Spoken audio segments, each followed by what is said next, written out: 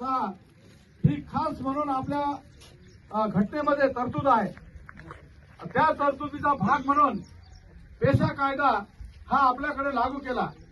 ह्या पेशा अंतर्गत आपल्याला माहित आहे की आता ग्रामपंचायतमध्ये लोकांना फक्त माहित आहे पेशाची रक्कम, आपल्या भानगडी तिथंच पेशावर कोण लवकर जाईल, आणि पेशामध्ये पैसे आहेत, पेशाची रक्कम वेगळी आहे, त्याचा चेअरमन झाला का हिशोब कोणालाच द्यायचा नाही, आणि म्हणून त्या पेशावर जाण्याची सगळ्यांची घाई। पण पेशा काय आहे, पेशा कायदा काय आहे हे त्या ग्रामसेवकलाही माहित नाही, सरपंचाला माहित नाही, त्याच्यावर जो चेअरमन होतोय, अध्यक्ष होतोय, त्याला तर अजिबातच माहित नाही। त्याला फक्त ते पैसे किती आहे तेवढंच माहिती आहे। आणि म्हणून आपल्याला ह्या पेशा कायद्याच्या अंतर्गत आदिवासी भागामध्ये शिक्षण वरती आलं पाहिजे।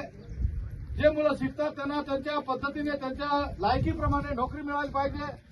आपल्यामध्ये सुद्धा कोणी कलेक्टर, कोणी डीएसपी, कोणी डॉक्टर, वकील, इंजिनियर हे झाले पाहिजेत, परंतु याच्या बाबतीमध्ये अजिबात कोणाला काळजी नाही आहे।